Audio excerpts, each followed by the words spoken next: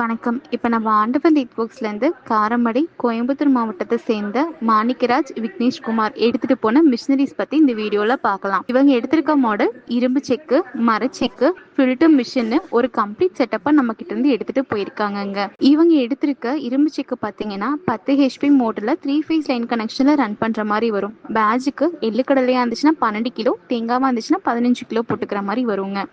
உங்களுக்கு 20 நிமிஷத்துலேயும் oil output கொடுத்துரும். 1 மணி நேரத்துக்கு நீங்கள் 3 பேட்சா, அதாவது மணிக்கு 36 கிலோலேருந்து 45 கிலோ போல் நீங்கள் அரைச்சி எடுத்துக்கலாங்க.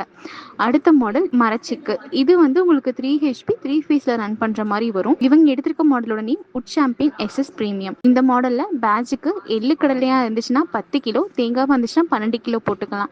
இது உங்களுக்கு அரை மணி நேரத்தில் ஆயில் அவுட்புட் கொடுத்துரும். மணிக்கு நீங்கள் 20 கிலோலேருந்து 24 கிலோ போல் அரைச்சி எடுத்துக்கலாங்க. மரச்சிக்கு பொறுத்த வரைக்கும் நாங்கள் யூஸ் பண்ணுற க்ரஷிங் பார்ட்டான உரலும் உலக்கையும் வாகை மரத்தில் செய்கிறதா இருக்குங்க. நீங்கள் நினைக்கலாம் எவ்வளவோ மரம் இருக்கப்போ எதனால் வாகை மரம் யூஸ் பண்ணுறாங்க அப்படின்னு. இதுக்கு பின்னாடி ஒரு காரணம் இருக்குங்க. பொதுவாகவே வாகை மரத்துக்கு எந்தவித வாசனையும் கிடையாதுங்க. ஸோ இது மூலயமா நம்ம ஆயில் எடுக்கிறதுனால நாம் பயன்படுத்தக்கூடிய எண்ணெயில் எந்தவித வாசனையும் வராது. அதாவது மரத்தோட வாசனை எதுவும் கலக்காது. நேச்சராகவே உங்களுக்கு எள்ளு கடலை தேங்காய் இந்த மாதிரி வாசனை தான் வரும்.